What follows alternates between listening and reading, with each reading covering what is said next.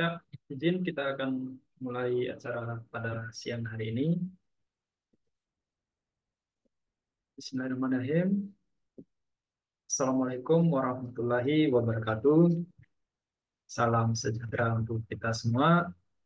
Om Swastiastu, Namo Buddhaya, salam kebajikan, salam Pancasila. Yang sangat kami hormati dua narasumber kita yang telah hadir bersama kita pada hari ini, Bapak Dr. Radian Syam, SHMH, dan juga Bapak Dr. Fahri Basmil, SHMH. Terima kasih banyak kami ucapkan kepada dua narasumber ini yang telah meluangkan waktu di hari-hari kesibukannya untuk menemani kita dalam kesempatan hari ini untuk berdiskusi panjang lebar di forum Bedah Buku ini. Adapun kegiatan Bedah Buku pada kesempatan hari ini diselenggarakan oleh Mimbar Hukum Indonesia bekerja sama dengan STIH Iblam Jakarta. Tentunya webinar, webinar ataupun bedah buku ini sangat-sangat bermanfaat bagi kita. Dalam kesempatan ini kita akan coba membedah karya Dr. Radian Syam, buku terbaru beliau dengan tema Mendayung Demokrasi Daerah Puncak, tinjauan terhadap ruang publik, pemilu, partai politik, dan kebijakan hukum. Nanti insya Allah akan berlangsung sampai jam 16 waktu Indonesia Barat. Tentunya dua narasumber yang telah kita hadirkan ini sangat luar biasa di bidangnya, banyak karya-karya yang telah ditorehkan, terutama terkait tema yang kita kupas pada hari ini. Penulisnya yaitu Bapak Dr. Radian Syam, SHMH. Beliau dikenal sebagai pakar hukum tata negara STIH Iblam Jakarta, dan juga saat ini beliau menjabat sebagai Bendahara Umum Pengurus Pusat HPHTN HAN. Nanti narasumber kedua akan disampaikan oleh Bapak Dr. Fahri Basrim. Beliau yang akan membedah buku ini. Dengan narasumbernya Bapak Radian Syam, nanti yang akan membedahnya Bapak Dr. Fahri.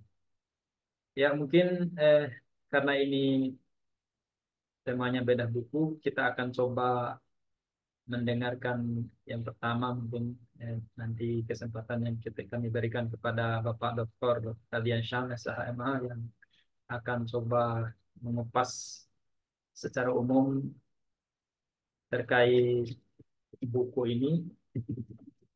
Adapun sebenarnya keberadaan ataupun istilah pulsa itu sudah lumayan lama eh, kehadirannya atau sejarahnya, sekitar tahun 1980-an sampai awal 1990-an itu sudah dikenal pulsa di Amerika Serikat itu sendiri pada saat Perang Dingin itu sendiri. Ya mungkin agak familiar kembali, terutama saat kehadiran COVID-19 itu sendiri. Karena secara singkatnya mungkin VUCA itu bermakna atau singkatan dari volatil, uncertain, kompleks, dan ambiguitas. Ya, dalam hal ini banyak hal dalam kondisi-kondisi tertentu ada kondisi rapuhnya. Dalam hal ini menggambarkan kondisi sistem atau organisasi atau lingkungan yang tampak kuat dari luar tetapi sebenarnya rapuh, mudah runtuh bila menghadapi guncangan. Itu dalam singkatan T-nya itu sendiri. Kalau tidak, yang kedua itu tidak stabil. Kondisi situasi tidak stabil itu kadangkala bisa berubah-ubah dan sulit diprediksi. karena kestabilan itu sendiri hanya bersifat bersifat semu. Ya kita bisa rasakan semua pada saat kondisi COVID-19 beberapa tahun lalu.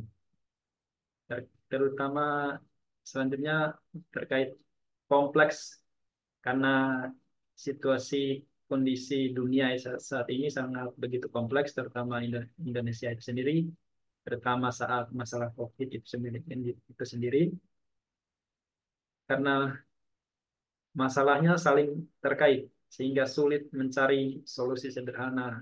Ya mudah-mudahan kompleksitas dan ambigunya kondisi bangsa ini terutama secara keseluruhan dunia itu semakin membaik.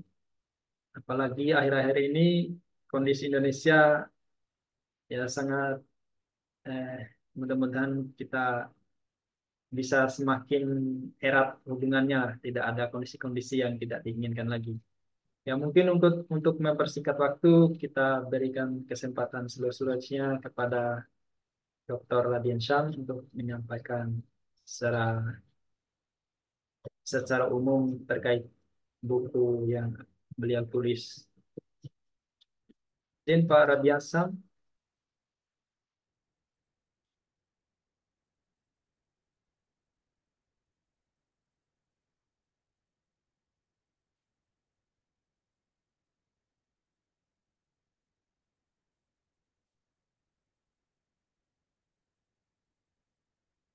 halo, Pak Radian Syam.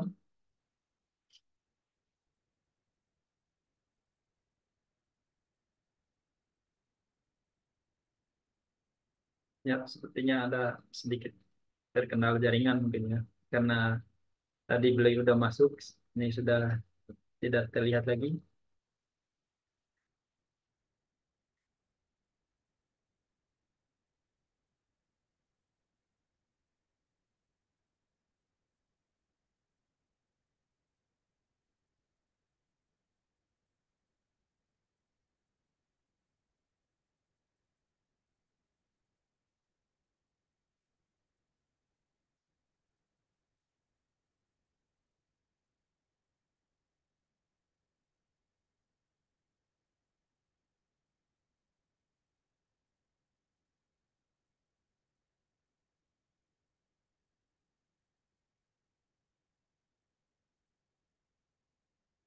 Halo, Pak Radian, Pak Doktor, apa sepertinya sudah tersambung kembali.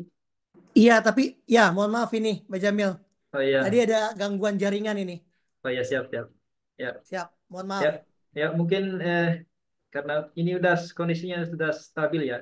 Kalau sudah Ya, stabil, kami berikan waktu yang seluas-luasnya untuk Bapak menyampaikan gambaran umum atau sekilas tentang bukunya. Mungkin selanjutnya nanti kita akan coba kita bedah bersama, terutama oleh Pak Dor, Pak Pak Doktor sebagai narasumber kedua dan nanti.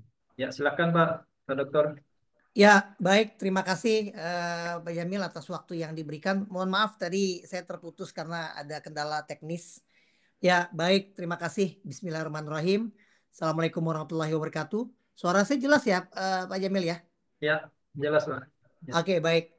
Sekali lagi terima kasih kepada Mimbar Hukum Indonesia yang telah memberikan kesempatan bagi saya dan kemudian saya mengapresiasi luar biasa atas penghargaan yang diberikan Mimbar Hukum kepada saya, di mana dalam kesempatan ini saya kembali dapat menyampaikan terkait mengenai beberapa hal dari buku saya yang keempat.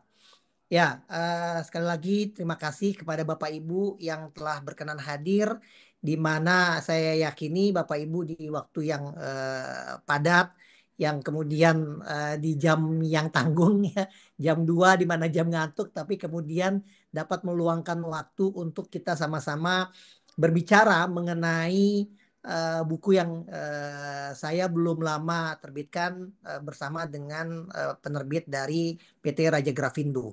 Sekali lagi juga terima kasih kepada PT Raja Grafindo yang telah menerbitkan buku saya.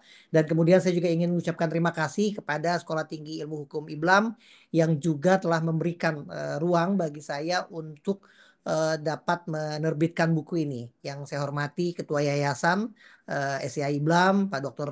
Rahmat Dwi Putranto, kemudian Ketua SIA IBLAM, Prof. Angkasa, dan seluruh pimpinan di SIA IBLAM. Ya, Kang Jamil, jadi sesungguhnya ini merupakan buku saya yang keempat. Buku di mana saya kembali mencoba menyampaikan tentang beberapa hal. Saya bisa tampilkan slide ya, Pak Jamil ya. Bisa, bisa bagus. Silakan. Oke, sebentar saya coba.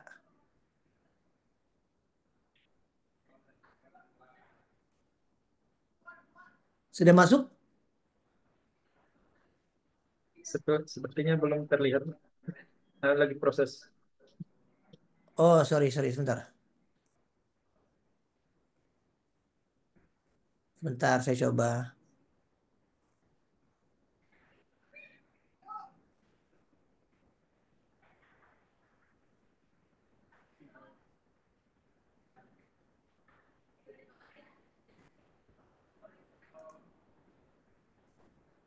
Oke, kayaknya memang ada sedikit kendala ini saya nih, jaringannya nih.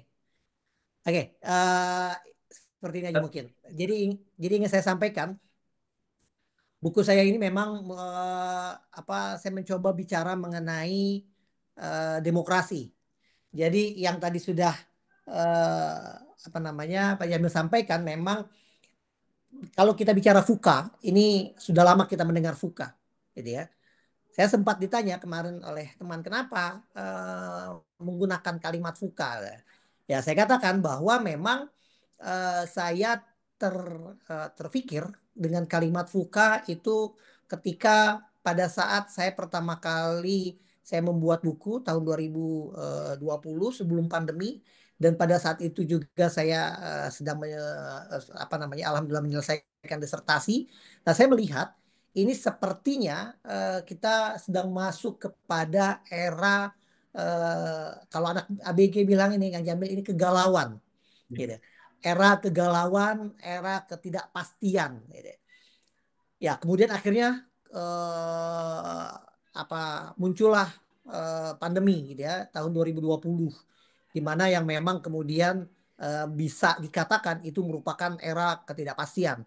Kita pada saat itu seperti tidak tahu apa yang kita mau perbuat, dan kemudian dunia seakan sedang mencari bentuknya.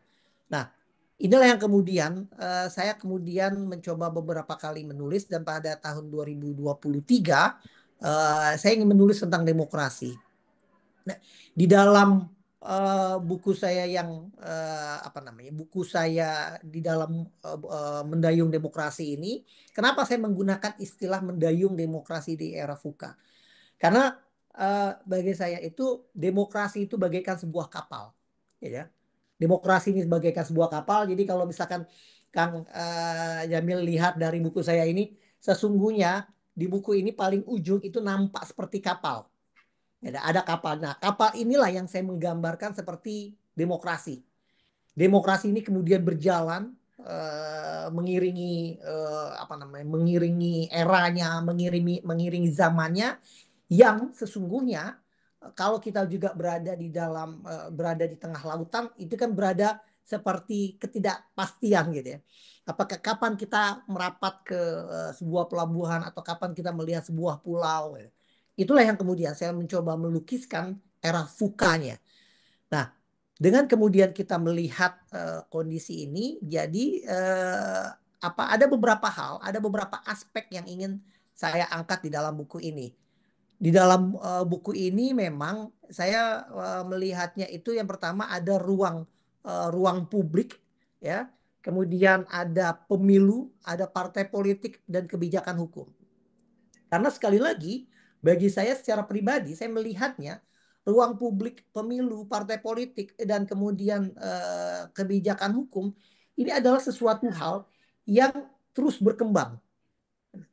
Ini izin saya ada kesulitan share PPT, tapi saya berusaha menyampaikan ya nanti Kang Jamil, karena ini memang ada beberapa kendala teknis. Tetapi tadi kembali Ya, lagi kepada yang tadi saya sampaikan, izin ruang mungkin bisa dikirim ke panitia mungkin biar dibantu sama panitia. Nih, sambil Oh, sambil oke, yang oke, oke, baik, sambil baik. dikirim sambil dilanjutkan. Baik, baik, baik. Sebentar kalau gitu saya minta waktu sebentar ya. Ya, Baik, baik, baik, sebentar.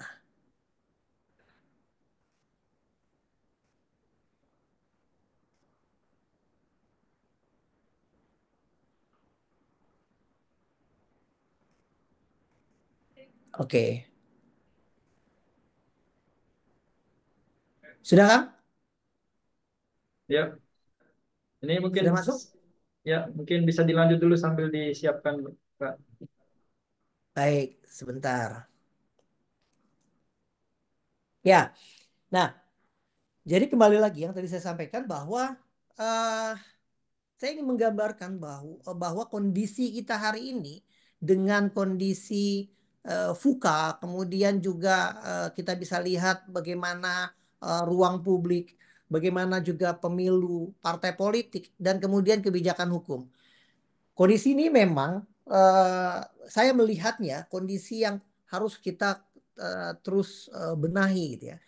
Apalagi kemarin 2024 kita telah melaksanakan sebuah perhelatan besar, Kang Jamil, eh, dua kali pemilu ya dalam setahun, pemilu Pilpres dan Pileg di 14 Februari 2024 dan kemudian ada pemilihan ya 27 November. Kita alhamdulillah dari dua perhelatan ini kita bisa mensukseskan dengan baik meskipun memang ada beberapa catatan-catatan dan bahkan kalau kita lihat di dalam sengketa pemilihan di Mahkamah Konstitusi itu banyak sekali persoalan-persoalan gitu ya. Tetapi kemudian kita tidak bisa mundur dari persoalan-persoalan yang kita hadapkan. Sekarang tinggal bagaimana kita hadapkan persoalan itu dan kemudian kita perbaiki. Nah, era ini, kondisi ini yang memang kita sedang mencari bentuknya ya. Apalagi di tengah era digital hari ini ya, Pak Jamil. Yang kemarin kita 2 hari yang lalu kita juga lihat kondisi Nepal ya, yang apa mengalami juga demonstrasi dan hingga kerusuhan, dan kemudian ada beberapa negara-negara lainnya. Tetapi itulah yang kemudian gambaran sesungguhnya yang memang kita hadapkan di secara global ya. Itulah makanya selalu saya melihatnya apa yang disampaikan oleh Presiden kita Pak Prabowo itu kan juga mengatakan bahwa tantangan kita hari ini bukan lagi di dalam negeri tapi kemudian tantangan secara global. Tinggal bagaimana kemudian tantangan secara global itu yang harus kita hadapi ya. Nah, jadi di dalam buku saya ini, Pak Jamil, di dalam bab satunya, saya bicara mengenai apa itu VUCA, kita harus memahami VUCA itu seperti apa kondisinya, gitu ya. Apakah memang seperti ketidakpastian, kegalauan, gitu ya. Hal-hal ini yang memang yang saya coba gambarkan di dalam bab satu. Dan kemudian di dalam bab duanya, saya juga mencoba menggambarkan VUCA dalam konteks kita di dalam ruang publik ya. VUCA dalam konteks ruang publik. Media sosial hari ini juga bagian dari ruang publik ya. Eh, Akhir bulan kemarin kita mengalami apa namanya demonstran yang kemudian berakhir dengan beberapa kerusuhan di beberapa kota. Ya, ini kan juga dampak dari bebasnya ruang publik, bebasnya media sosial yang ada. Gitu. Sesungguhnya memang kondisi ini yang 2023 yang sudah saya coba gambarkan. Tapi sebulan yang lalu buku ini kemudian terbit. Nah, inilah kondisi kita, VUCA kita hari ini.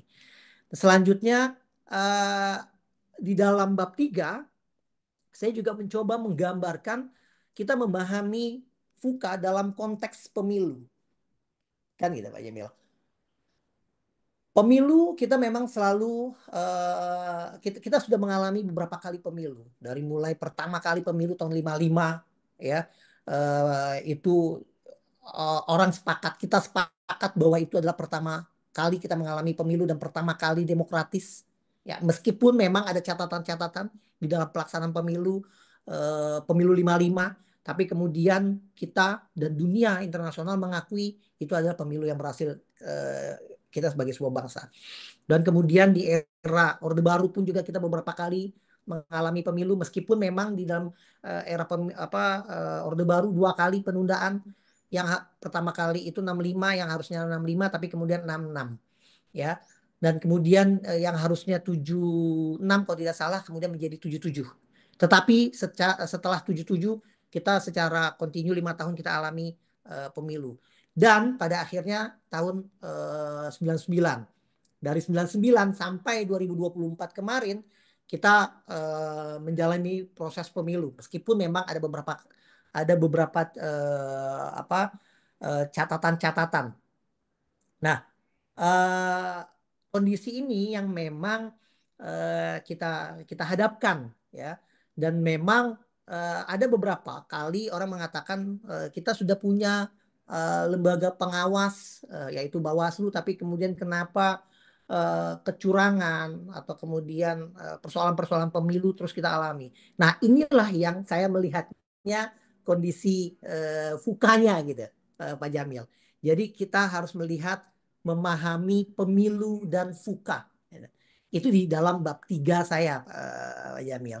Dan selanjutnya eh, saya ingin mencoba menggambarkan kondisi fuka pada saat kondisi fuka di partai politik. Ya, partai politik ini adalah bagian dari instrumen kita bernegara. Ya, partai politik itu adalah bagian dari instrumen kita bernegara. Dari partai politik kemudian lahir kader-kader yang ditempatkan untuk menjadi perwakilan kita, ya, yang duduk di tingkat apa nasional DPR RI, ya, kemudian di tingkat provinsi DPRD provinsi, dan kemudian di tingkat kabupaten kota. Partai politik.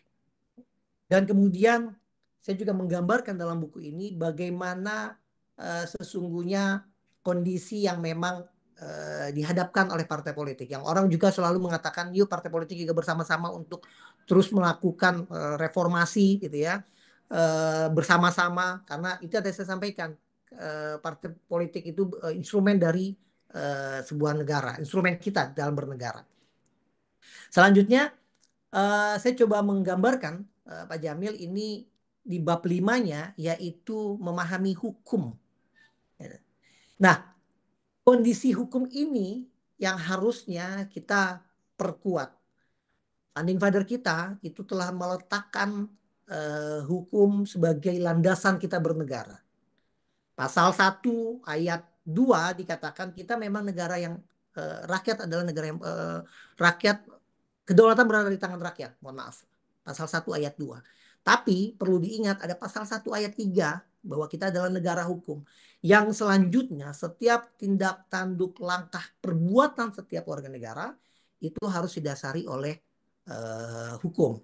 Ya, jangan sampai kemudian hukum ini menjadi alat, ya Pak Jamil, menjadi alat sebagian orang untuk meraih kekuasaan, ya.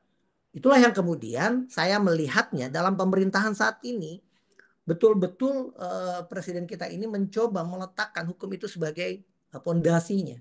Dan bahkan kita bisa lihat di dalam Asas Cita itu hukum menjadi bagian dari program kerja itu. Nah, tetapi jangan sampai juga di dalam kita meregulasikan aturan itu kemudian kita menggunakan konsep Pak Jamil ini tiba saat tiba akal ini ya. Tiba saat tiba akal ini yang harus kita hindari gitu. Karena bagi saya tiba saat tiba akal ini adalah bagian dari fukanya, ketidakpastian. Karena hari ini rakyat ingin memperoleh sebuah kepastian gitu ya. Kalau misalkan memang ada aturan yang mengatur, maka kemudian aturan mengatur itu harus jelas dan harus memiliki penegasan dalam frasanya. Jangan kemudian frasa di dalam aturan itu menjadi tidak jelas, yang kemudian akhirnya orang menjadi tidak tahu apa yang harus diperbuat. Nah, hukum, regulasi, dan kemudian pelayanan publik itu juga harus menjadi bagian dari proses penegasan kita berbangsa dan bernegara. Nah, selanjutnya di dalam bab 6-nya ini saya mencoba ya epilog dari bagaimana mendayung demokrasi apa di lautan Fuka gitu ya. Fuka ini memang walaupun memang kita tadi Pak Jamil mengatakan sudah lama kita mendengar, tetapi kemudian saya mencoba menyampaikan lagi bahwa meskipun era hari ini banyak sekali tantangan, tetapi kemudian janganlah tantangan ini menjadi kita terpecah belah. Ya. Meskipun kemudian demokrasi itu menjadi alat kita mempersatukan kita di dalam berbangsa dan bernegara, tapi kita juga harus lihat bagaimana kultur budaya kita. Ya, Amerika yang menjadi negara besar, negara yang menjadi apa namanya corongnya demokrasi itu juga terus mengalami apa namanya terus mengalami perubahan. Gitu. Nah, oleh sebab itu makanya di dalam bab 6 ini saya mencoba menggambarkan bagaimana mendayung demokrasi di era VUCA. Jadi artinya alasan kenapa saya mencoba menulis buku ini, Pak Jamil, next slide berikutnya.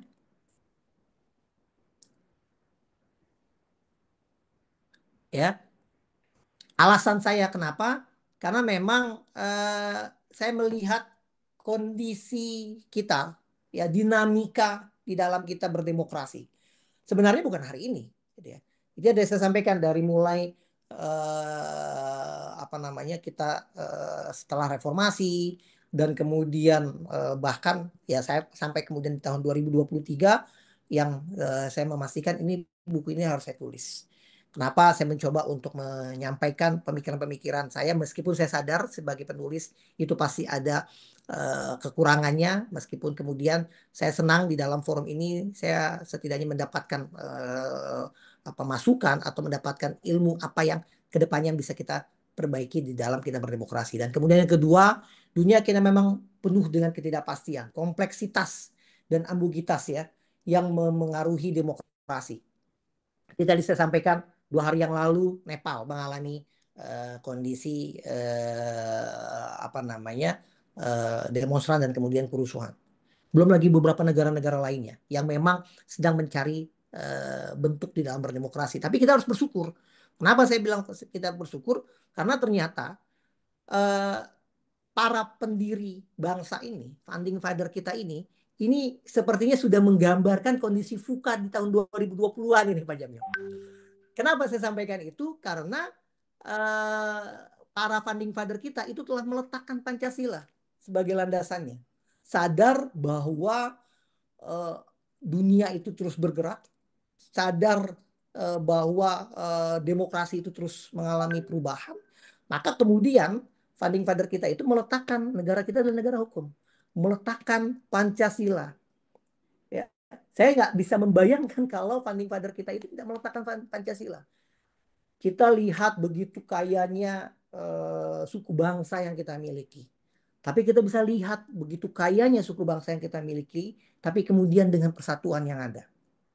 Ya, ketika kita mengalami kondisi seperti akhir Agustus kemarin, tapi kemudian para pemuka agama, para tokoh itu bersatu, bertemu dengan presiden sebagai kepala negara, dan kemudian bersama-sama kembali apa namanya, mereformasi, kemudian memperbaiki apa yang kurang ke depannya. Nah, kondisi ini yang harus memang kita jaga, terlebih kita sebagai penerusnya. Dan kemudian ini juga memberikan kritik bagaimana ruang publik, pemilu dan partai politik dan hukum itu terus kita memang jaga gitu. Jangan sampai kemudian hanya karena perbedaan pendapat kemudian kita seakan berada dalam ruang kebebasan, ruang ketidakpastian yang menyebabkan perpecahan antar anak bangsa. Yang selanjutnya memang saya berharap buku ini bisa menjadi bahan diskusi kita dan kemudian menjadi bahan untuk kita terus memperkaya ilmu khususnya bagi saya secara pribadi. Sehingga tujuannya memang untuk memperkuat bagaimana kita membangun literasi budaya hukum. Dan penutup yang ingin saya sampaikan bahwa ini menjadi renungan secara pribadi ya bahwa kita harus peduli dengan demokrasi, kita peduli dengan ruang publik, kita harus peduli dengan pemilu, peduli dengan partai politik, dan kemudian kita juga harus peduli dengan kebijakan-kebijakan hukum. Karena sekali lagi itu semua merupakan apa namanya ciptaan manusia Itu semua adalah terlahir dari karya manusia. Yang mana kita sadari karya manusia itu pasti ada kekurangan dan kelebihan. Ya, belum slide sebelumnya. Nah, kemudian setidaknya lanjut. Sorry, mohon maaf. Ya. Dan kemudian saya harapkan demokrasi di Indonesia ini tidak hanya bertahan, tetapi kemudian terus berkembang di era yang penuh ketidakpastian hari ini. Terakhir, ya, penutup saya ingin menyampaikan apa yang dikatakan oleh Bung Hatta. Ini loh Pak Jamil yang tadi saya sampaikan. Sepertinya para pendiri bangsa ini, para tokoh ini sepertinya sudah mengetahui bahwa di tahun 2020-an ini adalah era ketidakpastian. Ini era VUCA gitu. Kenapa saya katakan ini? Ini yang saya ingin kutip dari kalimat dari Bung Hatta. Bung Hatta mengatakan jatuh bangsa ini tergantung dari bangsa ini sendiri. Jadi artinya persatuan, eh, kepedulian dan kemudian kesatuan itu harus disolidkan. Jangan sampai kemudian kita menjadi sebuah bangsa, menjadi sebuah cerita bahwa Indonesia pernah ada seruntuhan pulau di dalam peta. Nah, hal ini yang harus kita hindari. Itulah yang makanya saya mencoba menulis di dalam buku saya yang keempat ini terkait mengenai judulnya Mendayung Demokrasi di Era VUCA. Mungkin itu yang bisa saya sampaikan, Pak Jamil. Lebih kurang mohon maaf.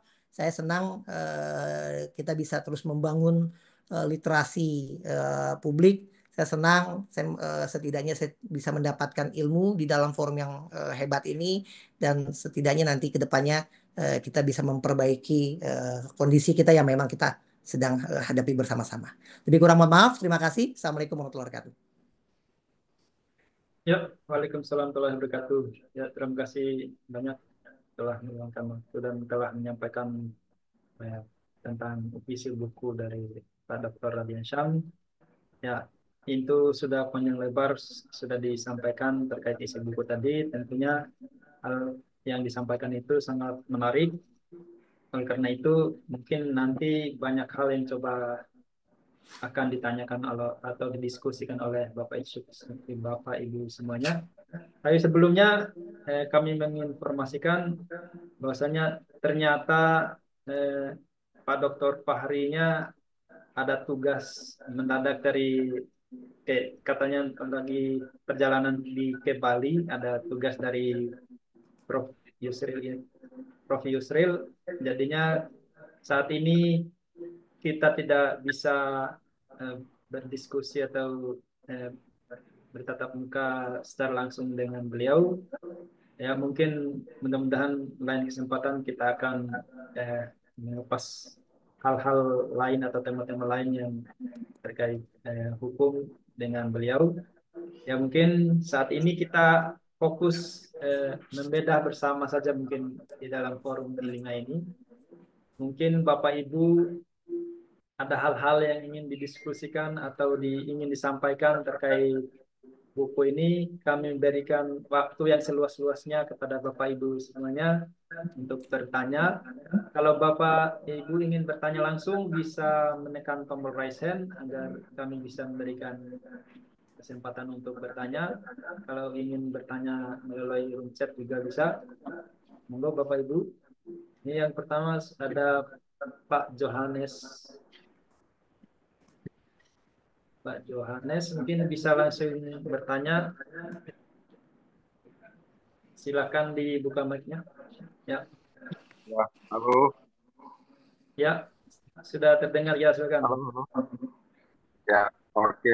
Eh, terima kasih eh, moderator atau host atas kesempatannya. Dalam kesempatan ini saya ingin bertanya kepada Pak Dokter. Pertanyaan saya terkait hal partai, ya Pak ya. Oligarki partai politik sering dianggap mengerus kualitas demokrasi di Indonesia saat ini. Menurut Pak Dokter, reformasi apa yang paling mendesak dalam sistem kepartaian agar partai benar-benar menjadi instrumen representasi rakyat, bukan sekedar alat kekuasaan elit. Dan terkait soal hukum, kita akhir-akhir ini melihat bahwa hukum itu kita di dalam undang-undang kita sepakat bahwa negara kita adalah rule of justice, bukan rule of by law gitu. Jadi bagaimana apa menurut Pak Dokter tentang pertanyaan saya tersebut? Demikian, terima kasih Pak Dokter. Ya, terima kasih Pak Johannes. Ya, mungkin bisa direspon dulu mungkin terkait pertanyaan dari Pak Johannes ini, Pak Ya, Dokter. baik. Ya, baik Pak Jamil. Jadi ya Pak Janas, gini, saya mencoba memahami politik gitu ya. Sebelum saya masuk ke pertanyaan Pak Janas tentang partai politik. Bagi saya dan kita mungkin bersepakat, politik itu kan merupakan media kita untuk mencapai sesuatu, kan gitu. Pak Jamil, Ya, ya, bisa dilanjut Pak. jelas ya? Ya, ya, jelas, jelas. Nggak, saya khawatir tadi terputus soalnya. Ya, enggak, masih Oke, masih tersambung Pak. baik. Saya melihatnya politik itu kan adalah media kita dalam mencapai sesuatu. Setiap orang pasti berpolitik, ya. Bukan hanya partai. Setiap orang pasti berpolitik. Saya pun juga berpolitik. Pak Johannes berpolitik. Semua orang berpolitik. Tetapi konteksnya berpolitik untuk tujuan apa? Kan gitu. Atau mungkin saya menganalogikan politik itu kan seperti mobil atau kendaraan. Kan gitu ya Pak Johannes. Tidak ada mobil yang salah. Tidak ada mobil yang jahat. Tergantung bagaimana si supirnya atau pengendara atau penumpang yang ada di dalam mobil itu. Bagaimana kemudian dia mengarahkan mobil itu. Apakah untuk kebaikan atau untuk keburukan, ya kan? Nah, oleh sebab itu politik ini harus digunakan sebaik mungkin untuk tujuan yang baik, untuk sebuah tujuan kemaslahatan.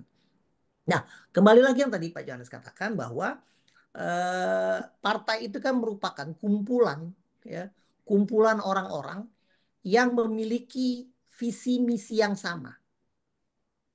Kalau kita lihat asal muasal atau mungkin dulunya orang berpolitik itu kemudian mereka dengan sukarela, ya, mereka dengan sukarela mewakafkan, ya, mewakafkan pemikirannya, mewakafkan hartanya untuk kemajuan partai tersebut, ya.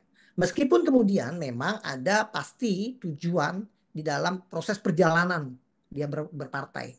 Nah, saya melihatnya ketika seseorang masuk ke dalam sebuah partai politik, malah justru bagi saya orang tersebut harus berpikir bagaimana menduduki sebuah kekuasaan.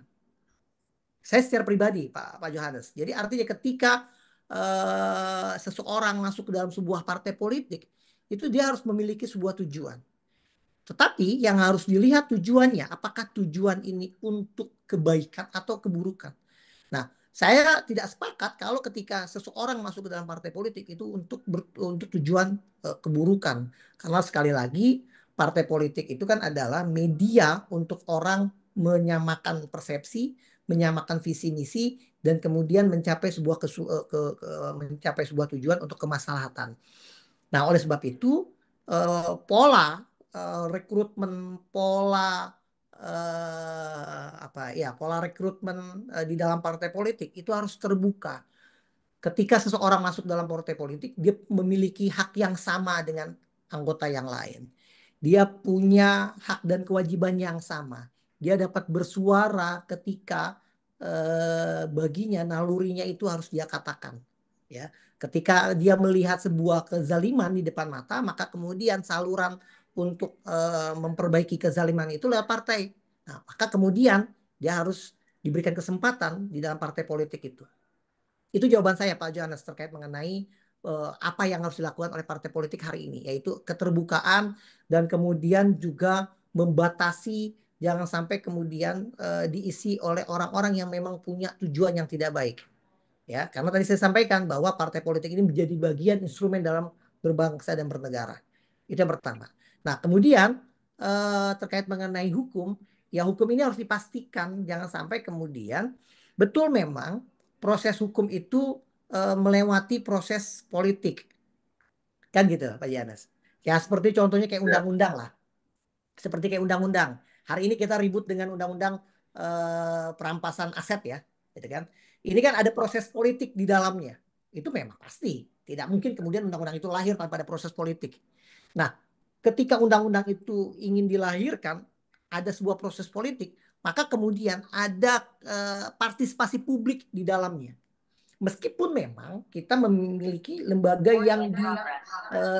yang sudah dilembagakan yaitu DPR. Tapi perlu diingat di dalam undang-undang pembentukan di dalam undang-undang pembentukan peraturan perundang-undangan itu ada partisipasi publik di dalamnya.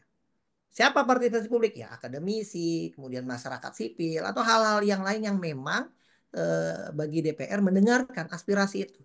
Sampai sejauh mana pasal-pasal mana yang memang harus dimasukkan di dalam undang-undang perampasan aset misalkan. Kemudian lembaga mana yang memang diberikan kewenangan ketika harus merampas aset koruptor misalkan. Ya. Nah ini harus jelas karena jangan sampai tadi saya sampaikan bahwa jangan sampai hukum ini kita semangat membentuk undang-undang perampasan aset, tapi jangan sampai juga kemudian undang-undang perampasan aset ini menjadi alat bagi oknum tertentu ketika undang-undang ini sudah disahkan. Nah ini kondisi ini yang harus kita antisipasi. Kondisi ketidakpastian inilah yang kemudian harus kita clearkan di awal. Gitu. Jadi ya bagi saya membentuk undang-undang itu bukan seperti zamannya Bandung Bondowoso gitu Pak Johannes ya, era apa namanya Bandung Bondowoso yang semalam jadi tidak.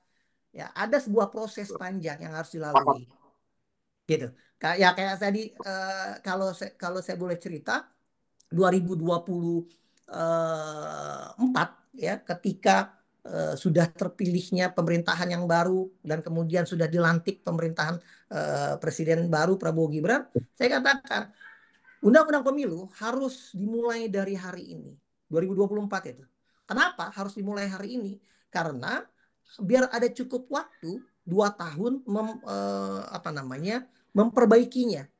Karena kalau misalkan kita hitung dari 2024 atau dari 2025 sampai 2026 ya atau 26 akhir itu kemudian ini kan undang-undang ini kan harus ada turunannya Pak. Ya. Undang-undang ini kan harus ada turunannya. Apakah itu diatur di PKPU atau Perbawaslu atau peraturan DKP harus ada turunannya. Nah, sedangkan bangsa ini bangsa yang besar. Dari Sabang sampai Merauke. Undang-undang ini bukan hanya milik Jakarta, bukan hanya milik Bali, kota-kota besar lainnya. Tapi undang-undang ini milik kurang lebih 270 juta anak bangsa. Nah, oleh sebab itu, undang-undang ini harus dilahirkan jangan menggunakan konsep tiba sah tiba akal. Gitu. Mungkin itu dari saya Pak Johannes, Pak Jamil. Ya, terima Baik, kasih terima atas kasih. masukannya Pak.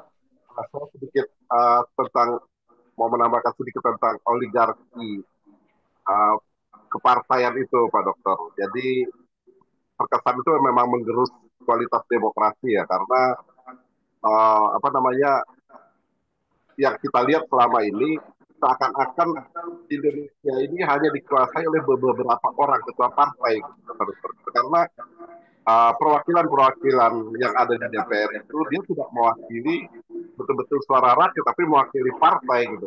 Jadi kualitas demokrasi kita kayaknya tergerus gitu dengan adanya oligarki partai. Iya. Ya itu ya makanya paling tidak partai itu harus bisa juga membuka diri kemudian juga karena saya gini ya saya yakin Pak rakyat kita semakin cerdas ya saya yakin pemilih kita itu sudah cukup dewasa ya bahkan kemarin di 2024 itu terbesar adalah Gen Z ya Ya, kurang lebih sekitar 52 atau 53% pemilih ya dan bahkan di Nepal demonstrasi itu dilakukan oleh Gen Z ya saya baca semalam itu dari usia 13 tahun sampai 25 tahun nah artinya Gen Z ini sudah punya kepedulian terhadap lingkungannya Gen Z ini punya rasa kepedulian terhadap lingkungannya terhadap bangsa dan negaranya. Nah kalau misalkan kemudian partai tidak ingin membuka diri ya pasti nanti pemilih yang berikutnya dia akan hilang, dia akan tergerus gitu. Kita bisa lihat kok partai-partai politik yang lainnya yang kemudian tidak membuka diri atau hal yang lain itu selalu mengalami penurunan atau bahkan kalau misalkan dia membuka diri dan kemudian menerima pandangan dari rakyat, dia akan terus meningkat. Kita bisa lihat dari setiap pemilunya.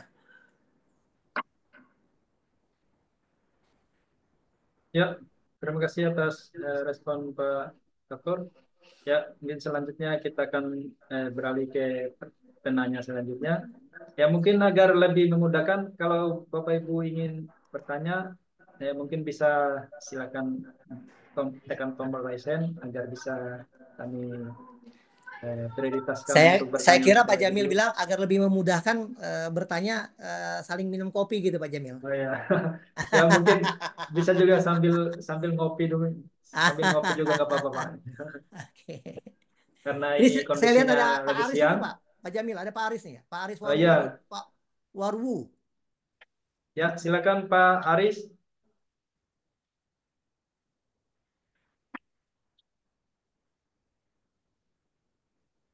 Suaranya masih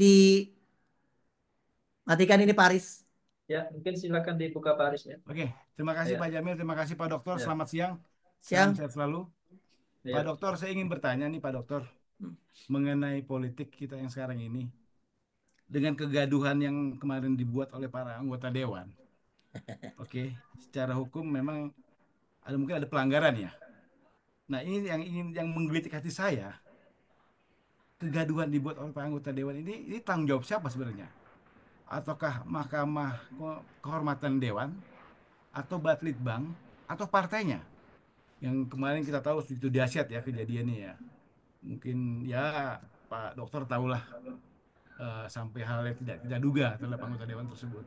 Mohon penjelasannya Pak Dawan, karena ini pertanggungjawaban politik ini kemana yang diberikan. Terima kasih. Ya, mungkin bisa langsung direspon Pak. Iya Pak Jamil. Ini sebenarnya jujur buku saya lahir ini sepertinya memang apa agak ngeri-ngeri sedap ini untuk di ini kan ya Pak Jamil. Ya, tapi izin Pak Aris, saya mohon maaf kalau saya mungkin belum sepakat yang tadi Pak Arif katakan seluruh anggota dewan. Ya, saya melihatnya sebagian atau oknum dari anggota dewan. Karena saya yakini sebagian lagi dari anggota dewan itu masih memiliki empati. Saya yakin itu, gitu. Dan saya juga meyakini partai politik yang ada hari ini itu juga pasti memiliki empati. Kenapa saya katakan itu? Kita bisa lihat Pak Aris ketika Pak Prabowo di Istana Negara itu didampingi oleh ketua umum partai. Ya, ini dihadiri oleh ketum-ketum partai, ketum-ketum besar, ya, ketum-ketum yang ada di parlemen, yang kemudian mereka mendampingi Presiden Prabowo. Nah, ini menunjukkan bagi saya adalah tingkat kedewasaan atau tingkat kenegarawan dari ketum-ketum partai ini. Bukan saya membela Kak Paris, saya mencoba melihat dari konteks yang dari sisi yang seperti ini. Terlepas itu kemudian ada yang menyalahgunakan jabatan, menyalahgunakan kewenangan, itu harus memang menjadi tanggung jawab dari partai politik tersebut. Kalau misalkan memang ada anggota partai politik tersebut yang oknumnya ini melanggar keluar dari ADART atau keluar dari visi misi partai politik, maka kemudian mahkamah partai tersebut harus menindaklanjuti, harus bertindak tegas. Karena sekali lagi kalau tidak bertindak tegas, rakyat ini kan terbuka, ya. Media sosial ini terbuka dan kemudian rakyat bisa melihatnya. Nah, kalau misalkan ini dibiarkan, nanti akan rugi sendiri partai politik di tahun 2029. Nah, oleh sebab itu perlu ada sebuah political goodwill dari partai politik tersebut untuk menindak tegas bagi oknum partainya atau oknum anggota dewannya yang telah menyampaikan sesuatu hal yang tidak memiliki rasa empatinya. Gitu Paris. Jadi izin saya meyakini partai politik yang ada ini pasti memiliki sifat kenegarawan yang luar biasa, ya, yang kita juga tidak ingin. Sebenarnya bukan hanya partai politik, kita semua tidak ingin lah. Saya pun juga sedih dengan kerusuhan seperti kemarin, tetapi jangan sampai kemudian ketika kita marah, kemudian kita meluapkan dengan hal-hal yang negatif. Karena itu akan berdampak bagi kita dan berdampak buat semua. Karena pasti berdampak juga bagi ekonomi. Ketika kita memaksakan kehendak kita dan kemudian kita lakukan sebuah kerusuhan, pasti akan berdampak ekonomi. Para investor pasti akan menarik diri. Yang rugi siapa? Rugi kita semua. Ya, anjloklah bursa saham, anjlok semuanya, dolar menguat, rupiah melemah. Nah, kondisi ini yang harus kita antisipasi. Jadi artinya memang tanggung jawab dari partai politik ketika ada oknum yang keluar dari batasnya. Mungkin itu, Paris.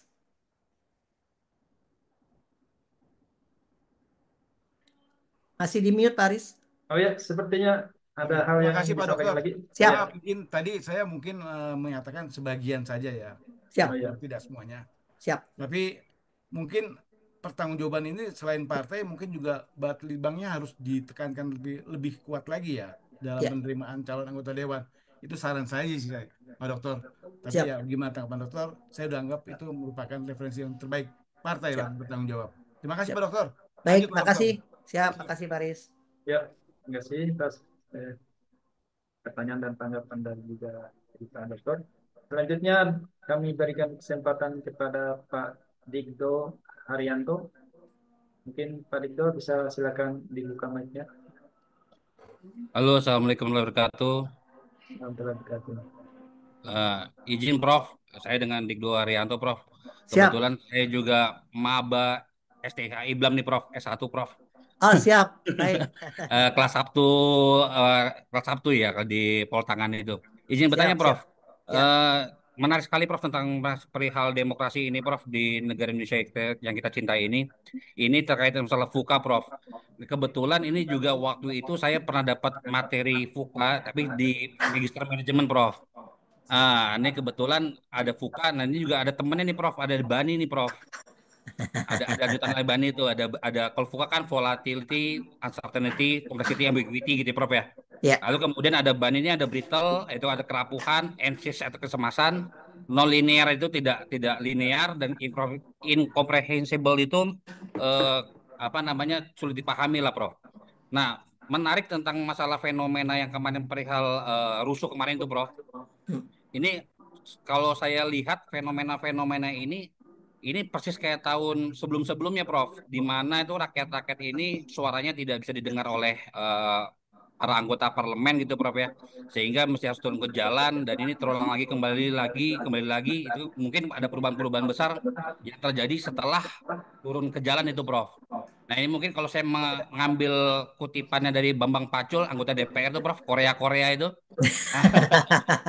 Korea-Korea ini sebenarnya ngikutin kata ketua partai nih Prof. Nah ini bagaimana waktu pas ketika rapat dengar pendapat waktu dengan Prof Mahfud MD waktu itu masalah perihal perampasan aset itu kan Pak Bambang Pacul sebagai ketuanya bilang ya mereka ngikutin apa arahan ketua partai tidak bisa ngambil inian.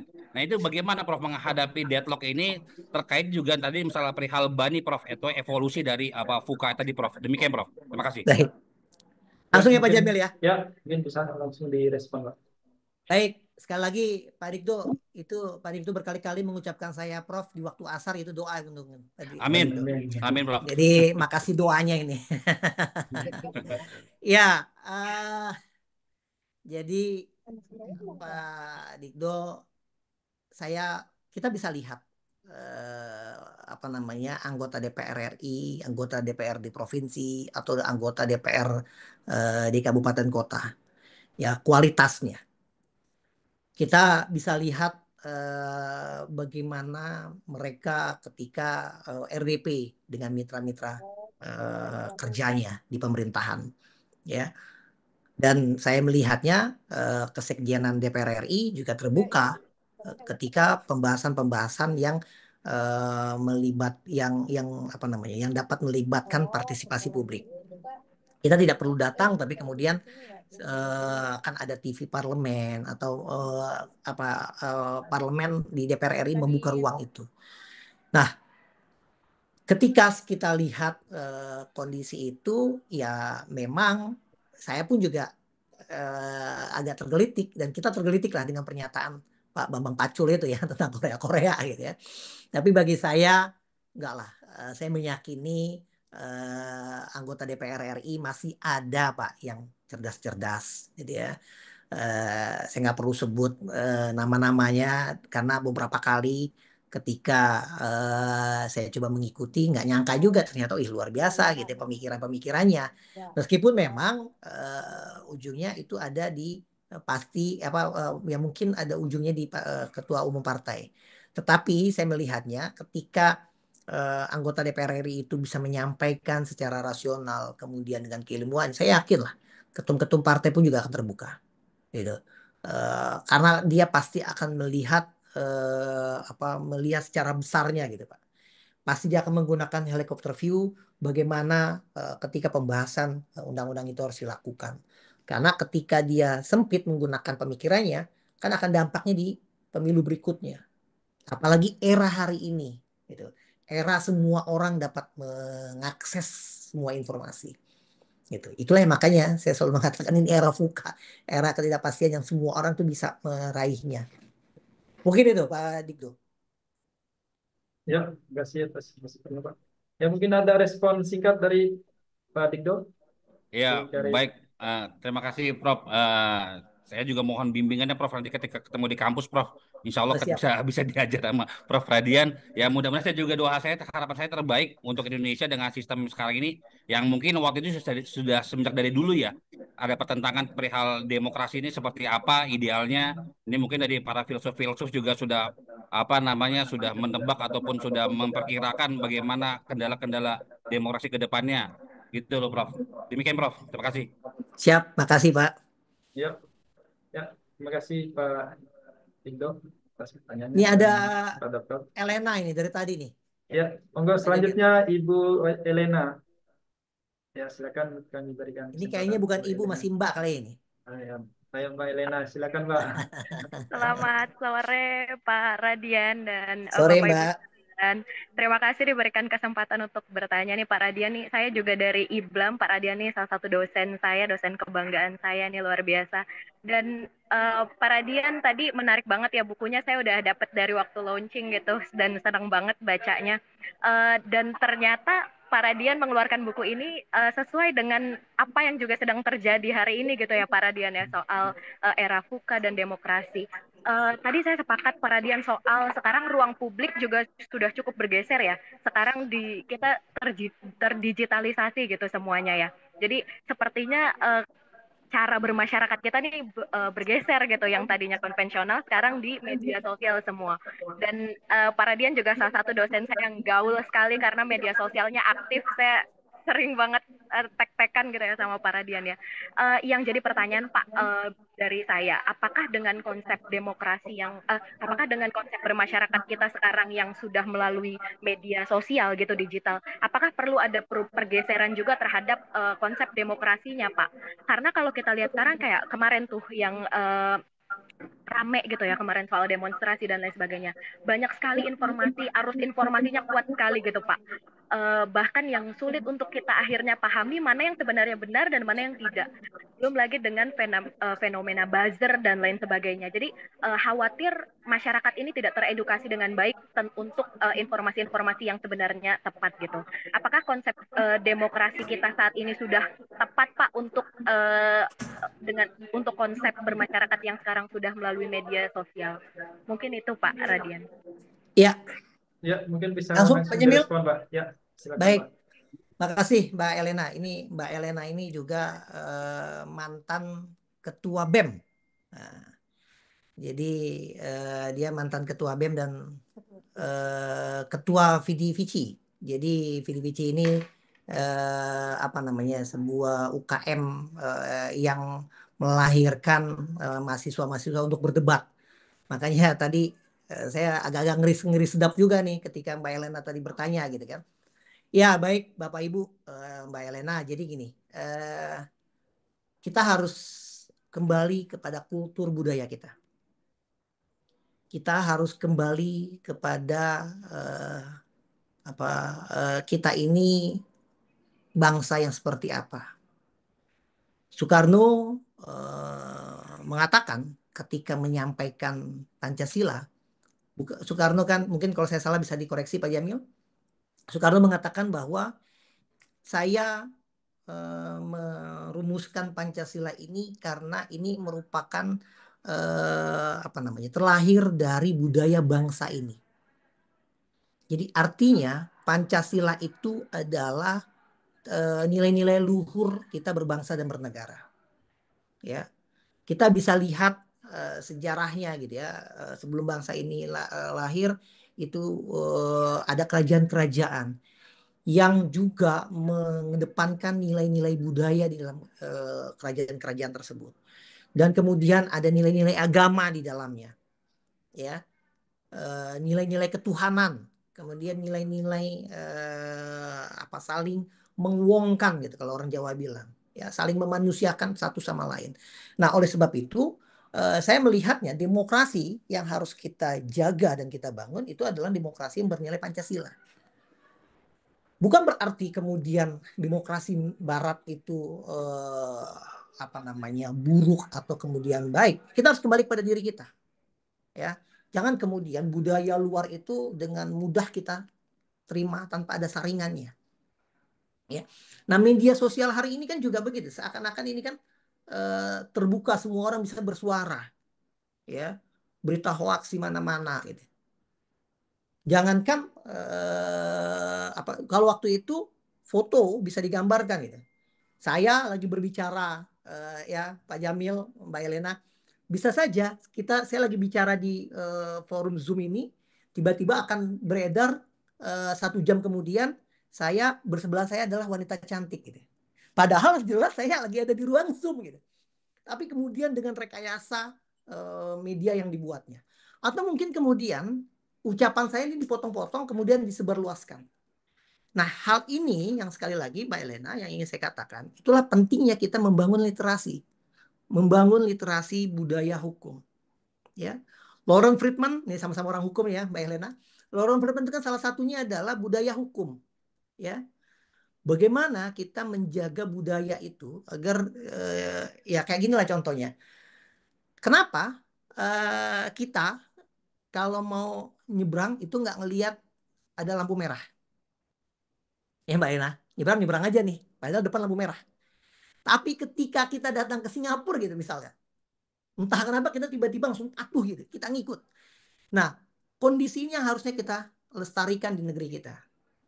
Ya, kita udah mulai harus bisa. Nah, kemudian yang kedua, kita harus juga bisa memulai bertabayun gitu Mbak Elena.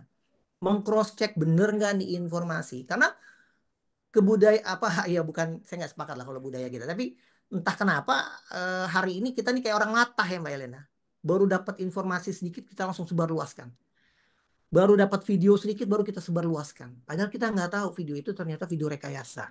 Kita nggak tahu ternyata berita itu adalah berita yang dibuat oleh buzzer untuk kepentingan oknum tertentu.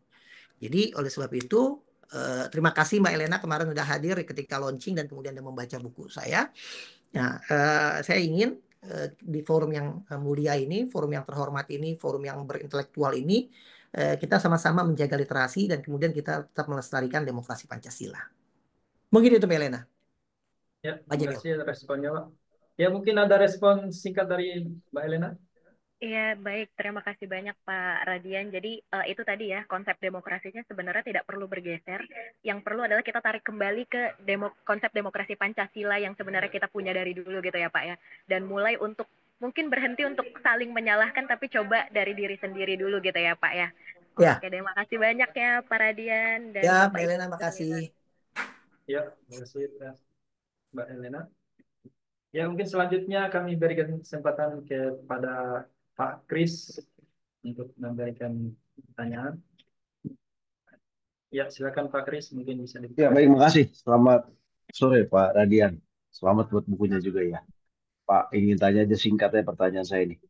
Kira-kira kalau dilihat dari niat kemauannya, ada kemungkinan nggak anggota DPR akan meningkatkan syarat pendidikan minimalnya ke S1? Karena jangan sampai menjadi anggota komisi buat undang-undang tapi dari level SMA. Sedangkan orang yang harus deal dengan mereka itu pendidikannya jauh di atas itu gitu. Ya, jadi jangan sampai seperti itu. Terus kemudian mungkin atau tidak dari kalangan legislator itu mengurangi eh, semacam kekebalan hukumnya, hanya dibatas pada saat ruang sidang saja, tidak.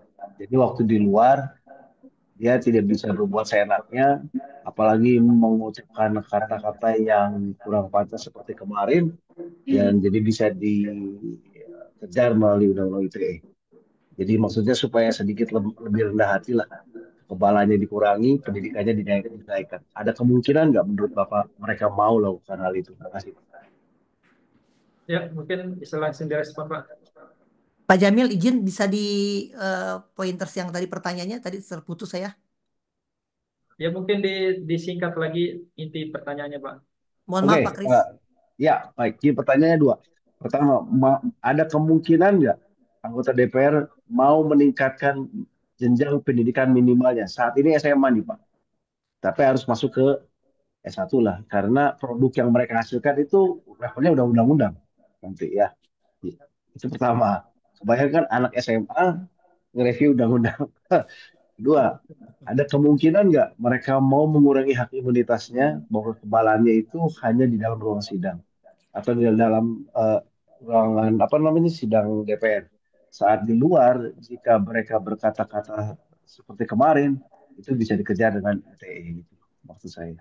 Ada Baik, kemungkinan nggak mereka mau dikurangi itu? Ya, makasih Pak. baik. Ya, Makasih Pak Kris. Saya langsung ya Pak Jamil ya. oh ya, silakan langsung direspon, Pak. Iya,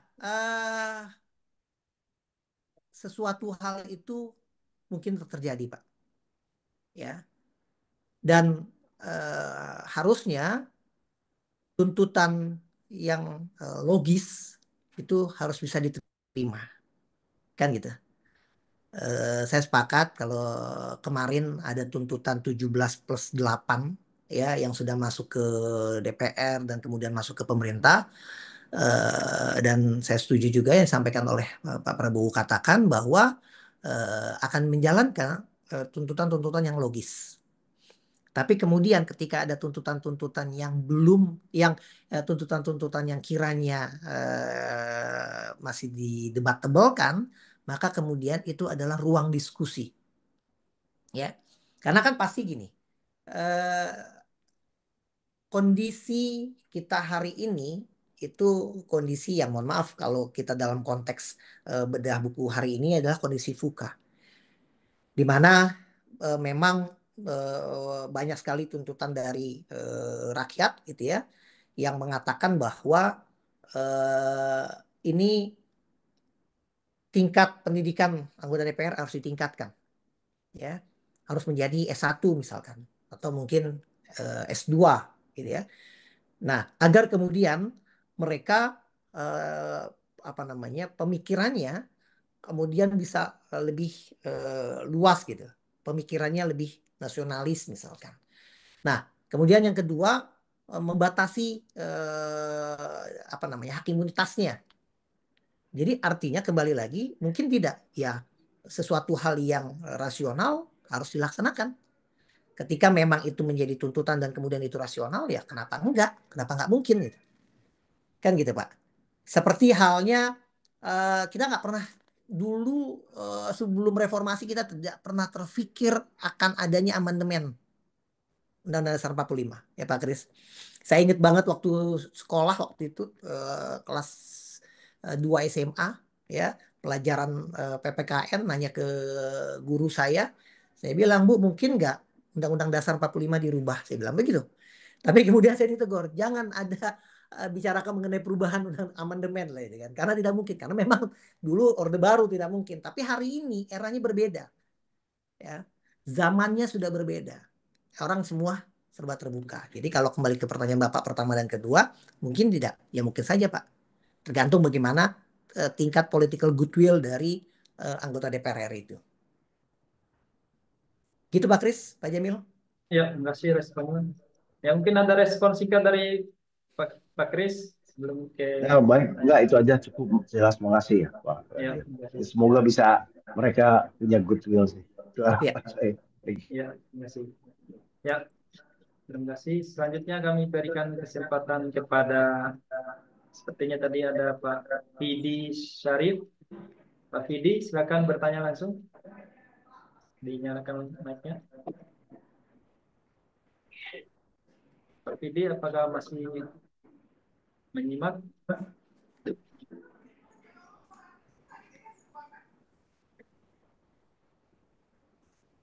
Ya, mungkin sambil menunggu Pak Fidi, mungkin ada Bapak Ibu yang lain yang ingin bertanya, silakan tekan tombol raise hand atau bertanya di room chat-nya Bapak Ibu masing-masing.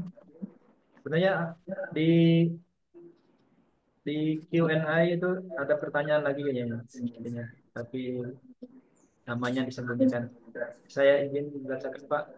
Pak, izin bertanya apabila sebenarnya mau curhat ap- apabila apabila kami sudah berjuang menunjukkan kebenaran dengan bukti nyata yang ada atas kezaliman dan diskriminasi yang ada di bumi Indonesia dan tidak ada titik temu, bolehkah kami meminta bantuan hukum ke partai, mengingat partai saat ini lebih dapat dipercaya dan hebat dalam bijak membela masyarakat yang lemah. Singkat cerita, saya beli rumah, uang sudah mereka terima, rumah diambil paksa dengan intimidasi preman dan perusakan serta penyerobotan paksa. Barang-barang dicuri, uang kami juga tidak dikembalikan, barang kami hilang dan sekarang kami ditetapkan jadi tersangka setelah 3 tahun berjalan. Saat ini 3 tahun berjalan kasusnya. Kami butuh kepastian hukum. Kami laporkan ke paminal status kami yang tidak apa nih. Ya mungkin beliau menceritakan terkait kasusnya yang yang di mana dia ada transaksi jual beli, tapi ternyata tidak sukses jual belinya, malahan diserobot, uangnya juga tidak dikembalikan. Ya mungkin bisa direspon singkat terkait pertanyaan. Iya, baik Pak Jamil. Baik Bapak atau Ibu tadi yang bertanya. Prinsipnya begini Bu, kalau saya selama ketika kita memang mendapat sebuah ketidakadilan dan kemudian kita mendapat sebuah kezaliman dari pihak tertentu, dari oknum tertentu, maka kemudian upaya hukum yang terbaik, ya, upaya hukum itu adalah yang terbaik. Jangan pernah juga kita lelah untuk menempuh dengan upaya hukum. Karena sekali lagi kita adalah negara hukum. Pasal 1 ayat 3, Indonesia adalah negara hukum. Jangan kemudian menganggap apa ketidakadilan yang dilakukan oleh oknum aparat atau oknum aparat penegak hukum. Tetap yakin Bu, karena saya melihatnya, Bapak, saya tetap yakin karena saya melihatnya masih ada, ya, aparat-aparat penegak hukum lainnya yang memiliki rasa kemanusiaan, yang memiliki rasa hukum. Dan kemudian kalau misalkan ingin menempuh lewat minta bantuan ke partai politik, ya silakan saja. Karena pasti partai politik juga memiliki badan advokasinya, gitu ya, punya LBH di partai politik tersebut. Nah, kalau misalkan memang kiranya partai politik itu mau membantu, ya itu malah justru lebih baik, gitu. Tetapi prinsipnya adalah jangan berhenti untuk menempuh secara jalur hukum. Itu yang terpenting. Ya, terima kasih atas responnya Pak. Ya. Monggo Bapak Ibu kalau ada yang ingin ditanyakan lagi terkait tema yang kita kupas pada kesempatan hari ini, mumpung waktunya masih ada.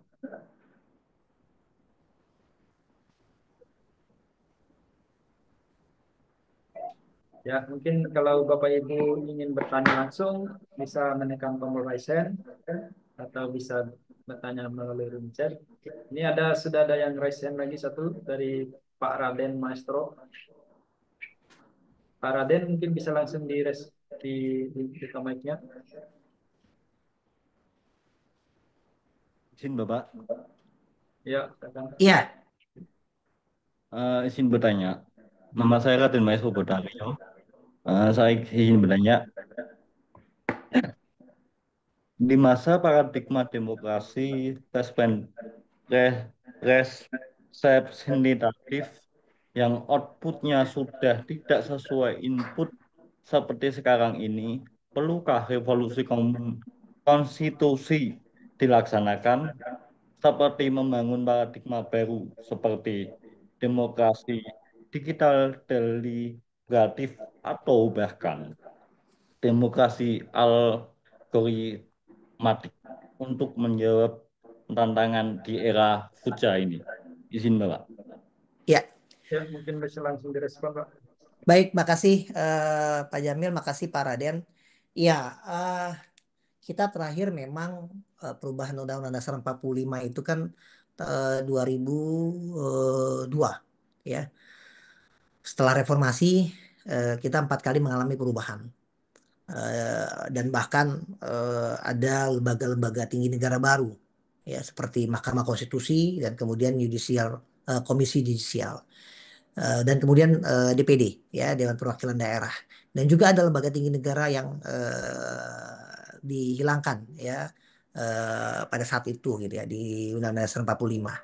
Nah, artinya eh, ketika kita melakukan perubahan di dalam konstitusi kita, itu sesuatu hal yang memang diperbolehkan, apalagi di dalam Undang-Undang Dasar 45 kita di pasal 37 itu ada pasal yang mengatur bagaimana tata cara perubahan itu. Tetapi saya pun juga tidak sepakat kalau kemudian kita melakukan perubahan itu karena apa namanya? Karena emosional sesaat. Ya, kita harus bisa melakukan perubahan konstitusi atau kita ingin merubah apa namanya lembaga-lembaga tinggi negara, kemudian kita kuatkan lembaga tinggi negara dengan melihat ini adalah untuk kepentingan bangsa dan negara. Ini adalah karena di tengah apa namanya di tengah era digitalisasi ya yang dulu 2002 mungkin kita tidak pernah terbayangkan ketika kita pertemuan via Zoom ya Pak Jamil ya. Jangankan 2002, 2018 kita tidak pernah terbayangkan. Walaupun mungkin memang beberapa negara sudah melakukan pertemuan via Zoom. Tapi hari ini kita saja hari ini itu sudah dapat dengan mudah dan dapat dengan mengakses dengan mudah juga informasi-informasi yang kita peroleh. Jadi oleh sebab itu ketika kita ingin melakukan perubahan Undang-Undang Dasar 45 itu harus kita, kalau memang kita lakukan perubahan boleh, tapi dalam konteks kita melihat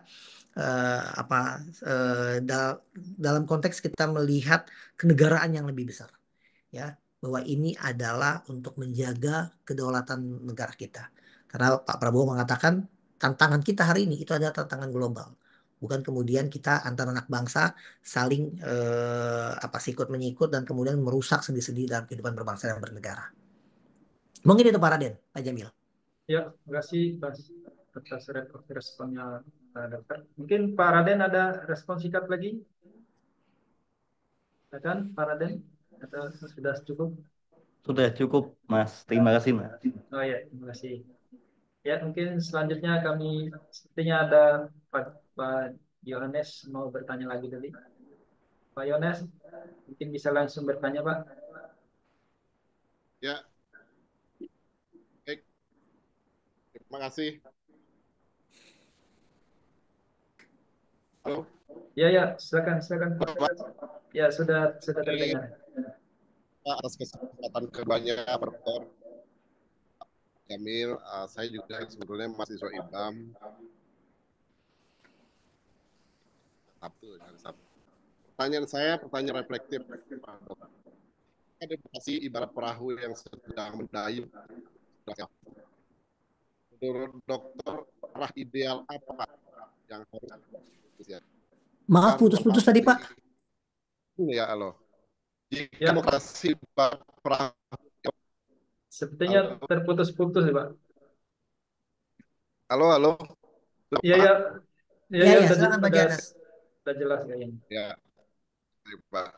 Jika demokrasi ibarat perahu sedang mendayung di tengah arus deras, menurut dokter, arah ideal apa yang harus dituju Indonesia agar ruang pemilu, partai politik, dan kebijakan benar-benar berfungsi sebagai demokrasi, bukan sekedar formalitas. Demikian Pak Dokter pertanyaan saya. Terima kasih. Baik. Ya, mungkin bisa langsung direspon, Pak. Ya, singkat Pak Jamil, Pak Johannes, saya ingin mengatakan demokrasi kita itu adalah demokrasi Pancasila. Jadi artinya pegangan kita di dalam menghadapi tantangan hari ini harus kita berpulang kepada dasar filosofi kita. Ya, dasar negara ini terlahir. Dasar negara ini terlahir itu adalah dengan dasar negara hukum yang kemudian dituangkan lewat apa namanya pasal-pasal di Undang-Undang Dasar 45 dan kemudian dikuatkan di dalam juga Pancasila. Nah, demokrasi Pancasila itu harus menjadi pegangan kita. Karena ketika kita berpegang kepada nilai-nilai yang ada di dalam Pancasila, saya meyakini tantangan sebesar apapun kita dapat melewatinya. Ibaratnya kapal, ya, selama kita ingin berlayar dan kemudian kita siapkan kapal ini dengan baik, ya, kita siapkan kompas, kita siapkan semuanya, gitu kan. Nah, kemudian kita yakini kita punya tujuan yang sama. Nah, maka kemudian kita dapat mengarungi apa namanya, mengarungi beberapa laut dan samudra dan bahkan melewati beberapa pulau dan beberapa negara. Nah, hal inilah yang menjadi pegangan kita. Jadi nilai-nilai Pancasila itu harus kita pegang sama-sama. Gitu. Seperti asa cita Presiden Prabowo itu kan yang pertama adalah menjaga nilai-nilai demokrasi Pancasila. Ya. Nah, hal ini yang menjadi pegangan kita. Gitu Pak Yanas, Pak Jamil. Ya, terima kasih atas responnya, Pak. Pak Dokter ya. Kenapa Pak? Gimana Pak? Ya, kembali ke filosofi Grondslag ya. Oh iya, betul. Iya dong, harus seperti itu. Oke, baik. Terima kasih Pak Dokter, Pak Jamil. Ya, terima kasih atas pertanyaannya. Monggo Bapak Ibu kalau ada yang masih ingin ditanyakan, mumpung masih ada waktu beberapa saat lagi. Ya, mungkin sebelum ada yang bertanya, sepertinya ada yang bertanya juga di room chat. Ada beberapa pertanyaan dari Pak Amir. Dalam era VUCA, bagaimana kira-kira ruang publik di Indonesia dapat tetap menjadi arena diskusi sehat tanpa terpolarisasi oleh politik identitas?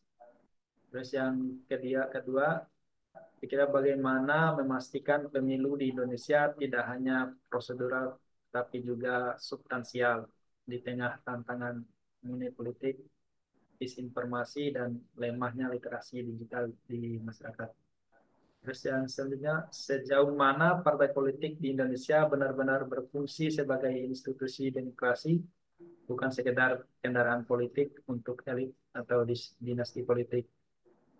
Nah, yang terakhir nih, apakah regulasi hukum pemilu kita saat ini mampu menjawab tantangan era digital, khususnya terkait kampanye di media sosial, hoax, dan intervensi algoritma? Ya, mungkin bisa direspon satu-satu, Pak. Baik, Pak Jamil, terima kasih. Pak Amir, jadi gini, kita teringat mungkin ketika para tokoh ya membahas tentang bentuk bangsa ini seperti apa di dalam rapat BPPKI. Mereka, para tokoh ini terlahir dan dari berbagai etnis, suku, dan agama. Tapi yang menariknya bagi saya, tidak ada satupun tokoh yang mengatakan saya dari etnis mayoritas, kemudian maka harus sesuai dengan apa kata hati saya. Saya dari suku, dari agama mayoritas, maka Anda minoritas tidak boleh ikut. Nah, menariknya tidak pernah terucap dari para tokoh ini. Artinya para tokoh ini sadar bahwa Indonesia ini kaya dengan suku bangsa, kaya dengan berbagai macam etnis, kaya dengan agama, kaya dengan adat istiadat. Nah, oleh sebab itu ketika kita sadari saya adalah anak Indonesia, maka ketika kita ingin membangun ruang diskusi, kita tidak lagi bicara mengenai kesukuan atau agama yang saya miliki hari ini. Kita harus bicara mengenai Indonesia, Indonesia, Indonesia ke depan. Karena ketika kita bicara mengenai Indonesia, Indonesia ke depan, maka kemudian saya meyakini polarisasi ya itu akan hilang dengan sendirinya. Karena asing ya luar itu iri dengan kita. Kenapa? Karena kita dengan begitu kaya kultur, kaya etnis, tapi kita masih solid. Ya, kita tidak mau kita dan juga kita tidak mudah terpancing gitu ya. Kita bisa lihat kejadian kemarin ya, Pak Jamil, di akhir Agustus. Meskipun memang ada beberapa kota yang mengalami kerusakan akibat kerusuhan kemarin, tapi alhamdulillah tidak meluas secara masif di seluruh bangsa ini. Kenapa? Karena sadar ini adalah kerusuhan yang akan merugikan diri kita sendiri. Itulah yang harus kita jaga ketika kita masuk dalam ruang diskusi publik. Gitu.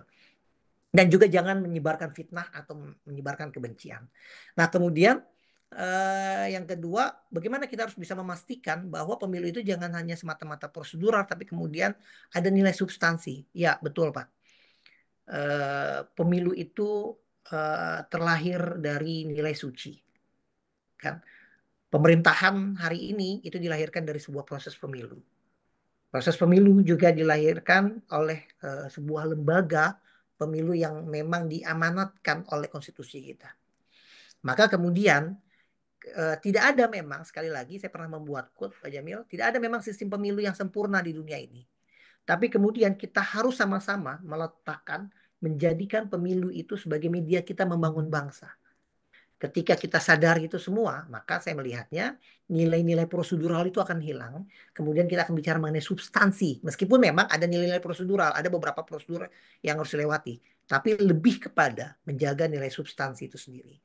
Nah, ketika itu semua kita yakini, maka politik sebagai kendaraan kita membangun bangsa itu akan tercapai dengan baik. Dan kemudian intervensi-intervensi dari oknum-oknum tertentu yang ingin merusak nilai-nilai demokrasi di era VUCA ini juga pasti akan tergerus ketika kita sama-sama mengedepankan demokrasi Pancasila. Mungkin itu Pak Jamil. Pak Amir, makasih. Ya, terima kasih atas responnya Pak Dokter. Ini ada pertanyaan lagi dari Bapak Sukendar Ahmad. Bisakah Undang-Undang Nomor 7 Tahun 2017 yang membuat bukan DPR ini supaya adil? Undang-undang tersebut disarankan kepada para guru besar atau orang yang punya pakar hukum. Ya, mungkin bisa direspons itu. Ya, makasih Pak Jamil, makasih Pak Sukendar Ahmad. Gini Pak, di dalam Undang-Undang Dasar 45 pasal 20 itu sudah diatur bahwa ada lembaga yang diberikan kewenangan untuk membentuk undang-undang, yaitu DPR bersama dengan pemerintah. Ya, para guru besar, orang-orang yang memang punya keahlian di bidangnya, gitu ya, bukan hanya keahlian hukum atau mungkin keahlian di kepemiluan, ahli-ahli yang lain lah. Misalkan mau bikin undang-undang kesehatan, pasti kan mengundang para guru besar, para ahli di bidang kesehatan, yaitu dilibatkan. Karena itu diatur di dalam undang-undang tentang pembentukan peraturan perundang-undangan. Ada partisipasi masyarakat, ada partisipasi publik. Partisipasi masyarakat itu bisa lewat kampus, bisa lewat civil society yang kemudian menyampaikan suaranya ke lembaga yang diberikan kewenangan oleh konstitusi. Lembaga yang diberikan kewenangan oleh konstitusi itu siapa? Ya adalah undang-undang. Adalah DPR. Karena itu makanya ya saya melihatnya ya DPR ini harus diisi memang oleh orang-orang yang melihat Indonesia itu secara helikopter view, ya punya nilai-nilai kebangsaan, dan saya yakin apa orang-orang yang ada di DPR itu punya nilai-nilai kebangsaan, dan partai politik yang ada di dalamnya juga pun sama. Nah, jadi kita harus tetap melihatnya dalam konteks kenegaraan. Itu mungkin Pak Jamil. Ya, terima kasih atas responnya Pak. Monggo Bapak Ibu, mungkin ada yang ingin ditanyakan lagi.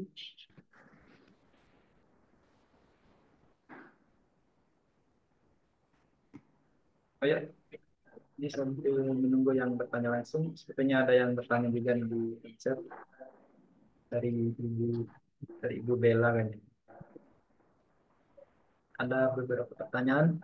Yang pertama, bagaimana menyeimbangkan kebebasan berekspresi di ruang publik dengan kebutuhan menjaga ketertiban umum agar tidak mengekang kritik terhadap pemerintah. Terus yang kedua, dalam konteks hukum ini, apakah Indonesia memerlukan reformasi kebijakan hukum pemilu agar lebih adaptif dan responsif terhadap ketidakpastian politik global dan perkembangan teknologi? Dan terakhir, bagaimana strategi menjaga integritas demokrasi di tengah kuatnya pengaruh oligarki ekonomi dalam pembiayaan partai politik dan kampanye? Ya, mungkin bisa direspon satu. Ya, baik. Bagaimana menyeimbangkan kebebasan berekspresi di ruang publik dengan kebutuhan menjaga ketertiban umum. Itulah menjadi penting, Pak Jamil. Nih, mohon maaf, Ibu Bella mungkin ya. Ya. Pentingnya kita terus memelihara, membangun literasi publik. Ya, meskipun hari ini adalah eranya AI, ya, kita bisa bertanya kepada ChatGPT, tapi menjadi penting lagi yang kedua, kita memperdalam apa informasi yang kita telah dapatkan atau kita peroleh. Jadi bukan berarti kemudian informasi itu kita telah mentah-mentah. Kita harus melakukan tabayun. Kita harus melakukan cross check, memastikan apakah benar informasi itu ada apa tidak. Karena jika kita tidak menjaga pertama literasi, kemudian yang kedua menjaga tabayun atau koreksi itu, maka pasti kita akan masuk kepada ruang pemikiran yang tidak sehat. Ya, ruang pemikiran yang tidak sehat inilah yang pasti akan menyebabkan kegaduhan-kegaduhan di dalam ruang publik. Gitu ya. Kita kan tidak ingin terus berada pada polemik-polemik yang terjadi. Kita tidak ingin selalu berada dalam kondisi hal fuka atau hal ketidakpastian gitu ya. Nah, karena itu bagi saya pertama literasi dan kemudian yang kedua tabayun meng-cross check itu. Kemudian yang kedua pertanyaannya dalam konteks hukum apakah Indonesia memerlukan reformasi kebijakan hukum? Oh ya, hukum itu harus berkembang. Kan gitu ya Pak Jamil ya. Hukum itu tidak kemudian ansih berhenti pada saat itu.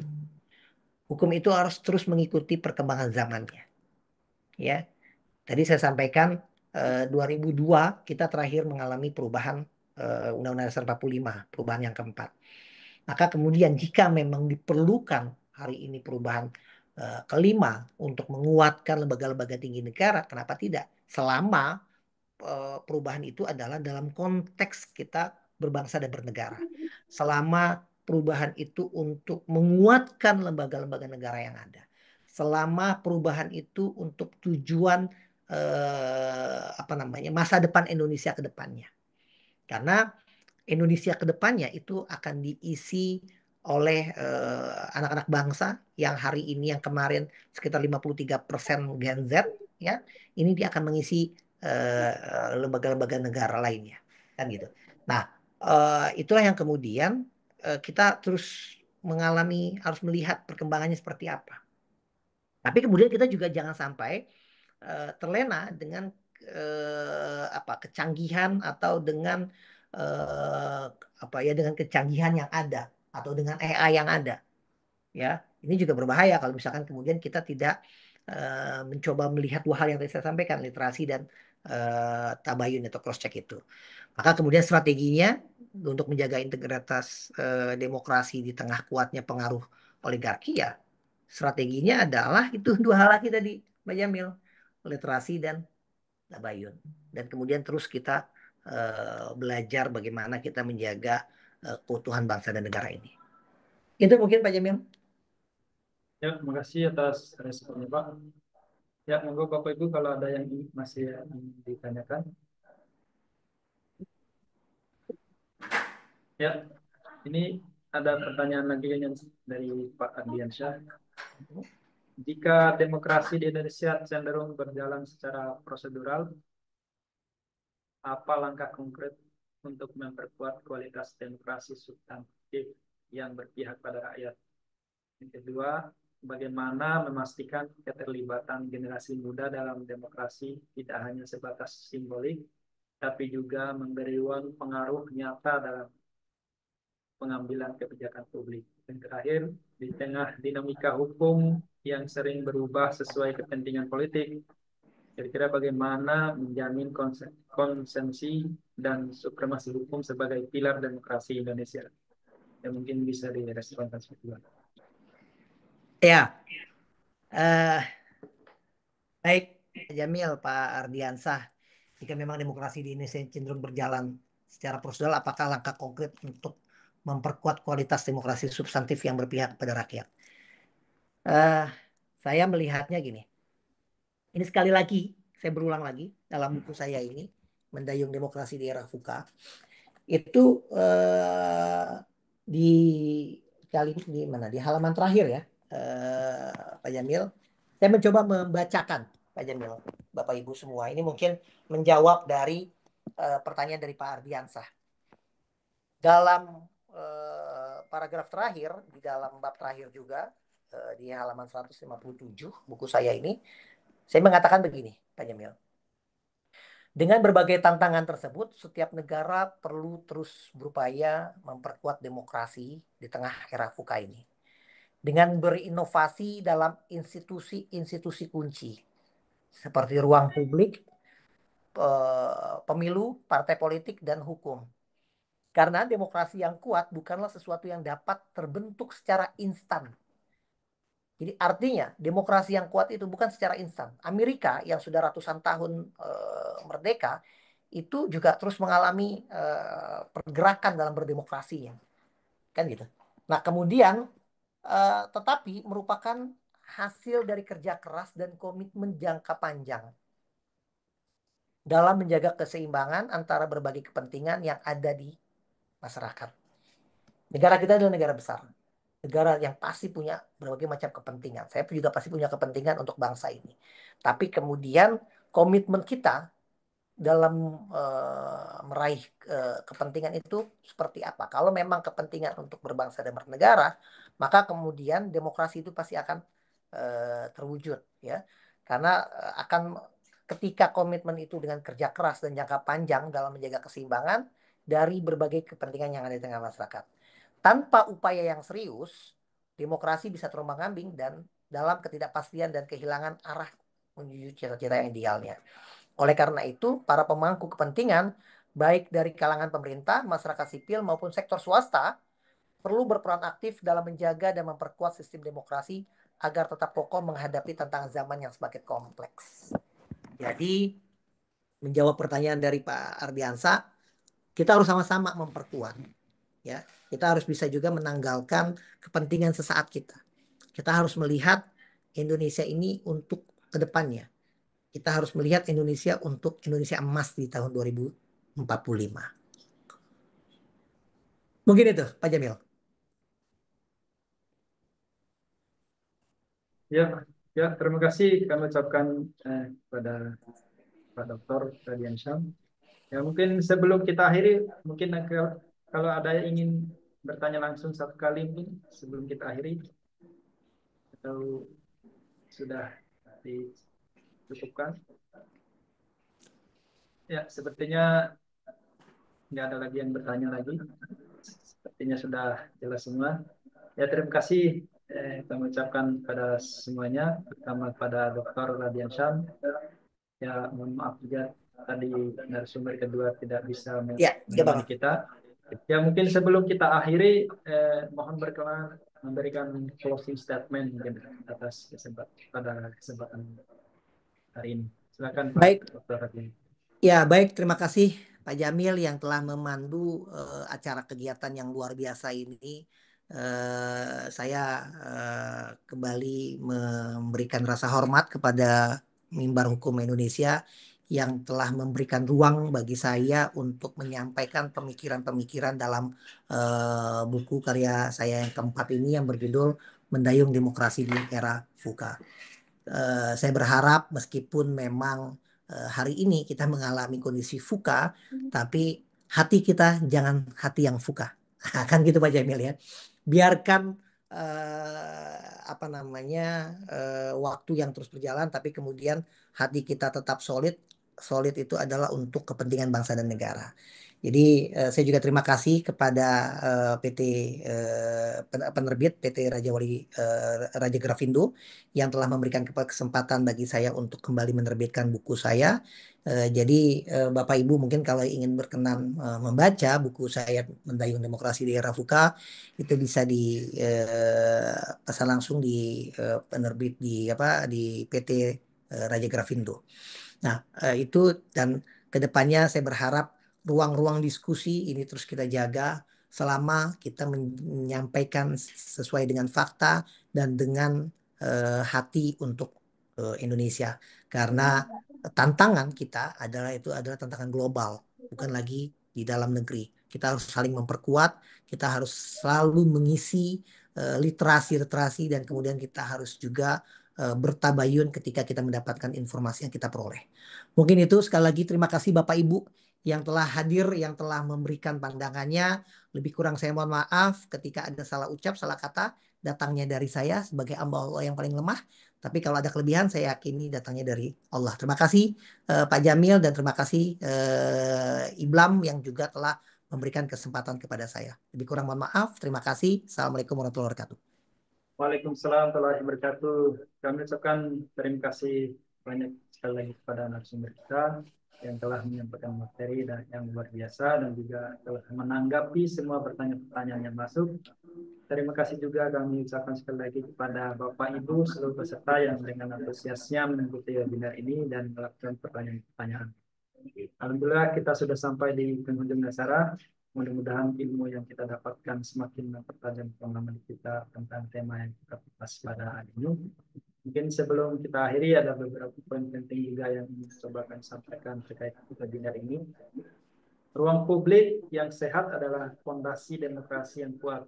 Tanpa ruang dialog, suara rakyat mudah tenggelam oleh riuh kepentingan. Demokrasi tidak berhenti di bilik suara, ia tumbuh di ruang publik yang terbuka, kritis, dan partisipatif. Pemilu bukan sekedar prosedur memilih pemimpin, tetapi momentum merajut harapan rakyat pada masa depan bangsanya. Kualitas demokrasi tercermin dari kualitas pemilu, adil, jujur, dan transparan adalah napasnya.